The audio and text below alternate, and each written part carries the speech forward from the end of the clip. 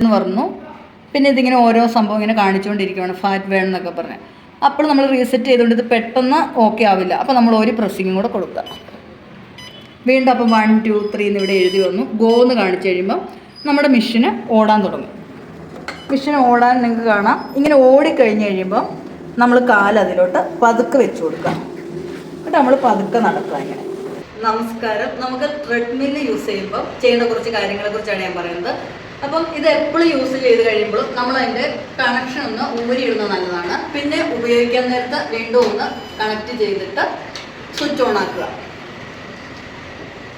അത് കഴിഞ്ഞിട്ട് നമ്മൾ സ്റ്റാർട്ട് കൊടുക്കുക. ഇതിനെ സ്റ്റാർട്ട് ചെയ്യുവാണ്. ഒന്ന് പ്രസ് കൊടുക്കുക. അപ്പോൾ പ്രസ് ചെയ്തു, ഇപ്പം വരുന്നില്ല. അപ്പോൾ നമ്മളൊന്ന് റീസെറ്റ് ചെയ്യുക. ഈ സ്വിച്ച് ഒന്ന് ഊരി കണക്ട് ചെയ്യുക. അപ്പോൾ ഈ സ്വിച്ച് എന്ന് പറയുമ്പം നമുക്ക് റീസെറ്റ് ചെയ്യാം. ഇപ്പോൾ പെട്ടെന്ന് നമ്മൾ ഓടുമ്പോൾ സ്പീഡ് കൂടിയാൽ ഇതേ പിടിച്ച് നമ്മൾ ടക്കേന്ന് വലിച്ചാൽ മെഷീൻ അവിടെ നിൽക്കും. അതിനായിട്ടുള്ളൊരു സേഫ് കീ ആണിത്.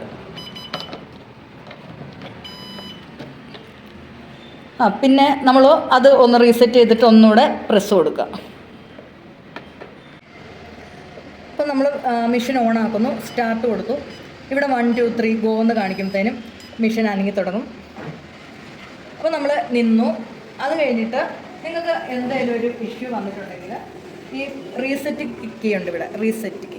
ഇപ്പോൾ നമുക്ക് ഓടാൻ പറ്റുന്നില്ല അല്ലെങ്കിൽ പെട്ടെന്ന് ഇറങ്ങിപ്പോകണം എന്നുണ്ടെങ്കിൽ റീസെറ്റ് കീ പതുക്കെ ഇങ്ങനെ മാറ്റുക. വീണ്ടും റീസെറ്റ് കൊടുക്കുക.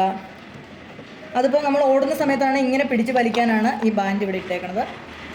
എന്നിട്ട് വീണ്ടും ഓൺ ആക്കണമെങ്കിൽ നമ്മൾ മെഷീനിൽ നിന്ന് മാറി നിന്നു. റീസെറ്റ് കീ സെറ്റ് ചെയ്തു, മെഷീൻ ഓഫായി. വീണ്ടും ഓൺ ആക്കണമെങ്കിൽ മെഷീനിൽ നിന്ന് മാറി നിൽക്കുക. സ്റ്റാർട്ട് കൊടുക്കുക. വീണ്ടും 1 2 3 വരും. ഗോ കാണിച്ച് മെഷീൻ ഓടാൻ തുടങ്ങി കഴിഞ്ഞ് കഴിയുമ്പോൾ നമ്മൾ കാലെടുത്ത് വെച്ച് കൊടുക്കുക. ഇനി നമുക്ക് മെഷീൻ്റെ ഇതിൽ കാണിക്കേണ്ട ഇവിടെയാണ് നമ്മൾ സ്പീഡ് കൂട്ടുന്നത്. ഇത് 2 3 4 എന്ന് പറഞ്ഞ കിടപ്പുണ്ട്. അപ്പം 2 മിനിറ്റ് കൊണ്ട് 2 3 നമ്മൾ സ്പീഡ് കൂട്ടി. അത് കഴിഞ്ഞ് നമ്മൾ 4 കൊടുക്കുക, പിന്നെ 5 കൊടുക്കുക. നമ്മൾ സ്പീഡിൽ കുറച്ച് നേരം നടന്നു കഴിഞ്ഞിട്ട് വീണ്ടും നമ്മൾ ഈ സ്പീഡ് താത്തി കൊടുക്കുക, 3ലോട്ടാക്കുക. അപ്പോൾ നമ്മൾ കൈവിട്ടാണ് ഇതിൽ നടക്കേണ്ടത്. പിന്നെ ഇതിൻ്റെ അകത്ത് 6 വന്നു കഴിഞ്ഞാൽ നമുക്ക് ഓടേണ്ട ഒരവസ്ഥയാണ്. 9 നല്ല സ്പീഡിൽ ഓടണം. 12 ശരിക്കും ജെൻസ് ഓടുന്ന സ്പീഡാണ്.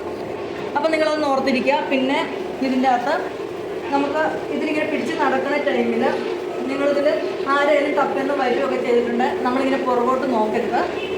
അപ്പം അവരുമായിട്ട് ശ്രദ്ധിക്കരുത്. എപ്പോഴും എന്ത് ചെയ്യുമ്പോഴും ഈ ഫ്രണ്ടിലൊന്ന് പിടിക്കാവുന്ന രീതിയിൽ തന്നെ കൈ വെച്ച് കൊടുക്കുക. സ്റ്റോപ്പ് ചെയ്യാൻ പോകണം, മെഷീൻ നിർത്താൻ പോകുന്നു. അപ്പോൾ നമ്മൾ സ്പീഡ് കുറച്ച് കൊണ്ടുവന്നു, 2-ലാക്കി.